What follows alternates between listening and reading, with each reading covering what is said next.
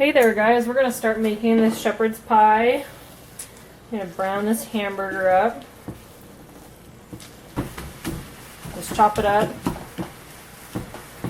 And I call this my compost pie. It's inspired by shepherd's pie, but it basically is utilizing everything in the fridge that I have as leftovers. So this is some onion that I had left over from making homemade spaghetti sauce.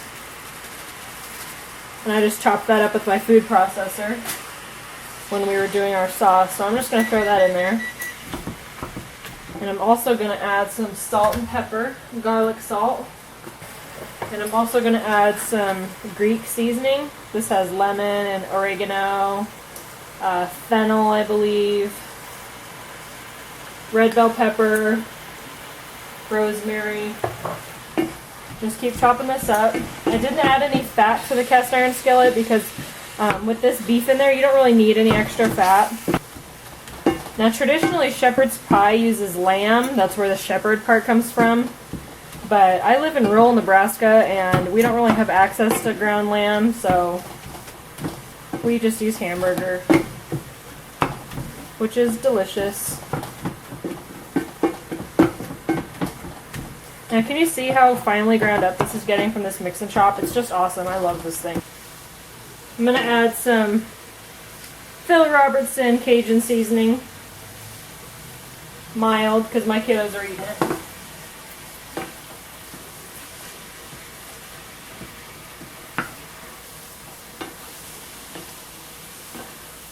Now I'm going to add some canned carrots. I'm just going to pop the top, drain these, and then add them in.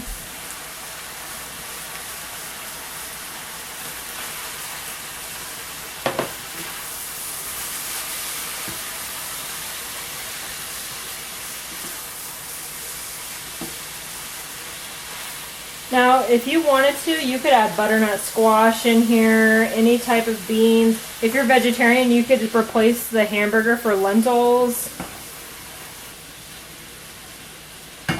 I'm also going to add some leftover green beans that I had in my fridge.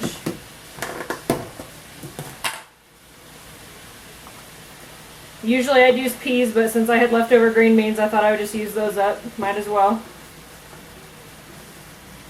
Nothing goes to waste.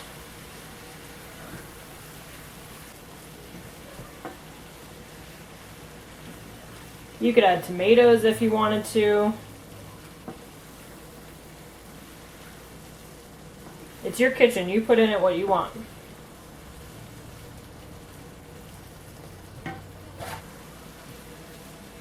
And I've got my oven set to 375. So once this gets heated through, I'm going to cover it with mashed potatoes and parsley and cheese.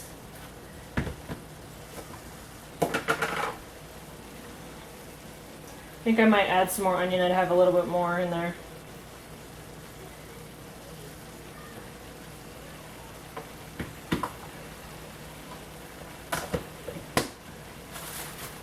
And I'm going to add a couple strips of leftover turkey bacon. About 3 strips. I'm just going to crumble it up with my hands.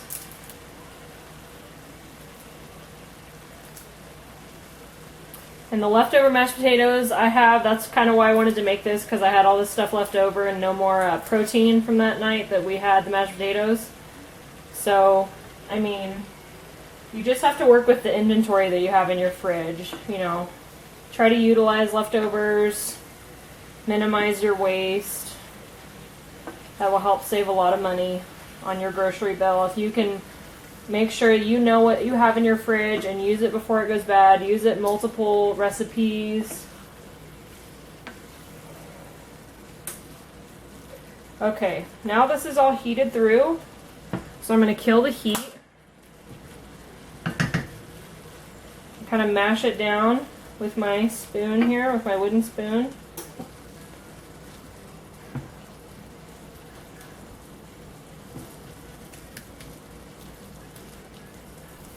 Now with these mashed potatoes, they're just russet potatoes, probably 3 pounds worth. Boiled them, mashed them up, added some coconut oil, some cheddar cheese, whole fat cheddar cheese, garlic powder, parsley,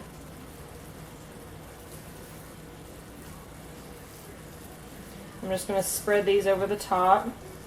Okay, so I've got the potatoes all spread out. Now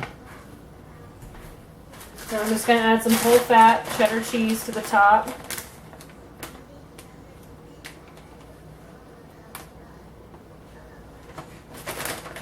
If you wanted the bottom of this to be thicker, you could add flour to it. That'll kind of pull everything together, make it more like a gravy. But we try not to add gluten if we can help it to our meals. We're not gluten-free, we just like to be gluten-less, I guess, so we don't care if it makes a mess. It's just a one-pot meal. That's what I like about it. Uses up leftovers. There we go. So now I'm just going to pop this in the oven. Might need a little towel because it's a little hot. 375 for probably 10-15 minutes. And then show you guys when it's done. Alrighty, this is all done. I'm going to pull it out of the oven.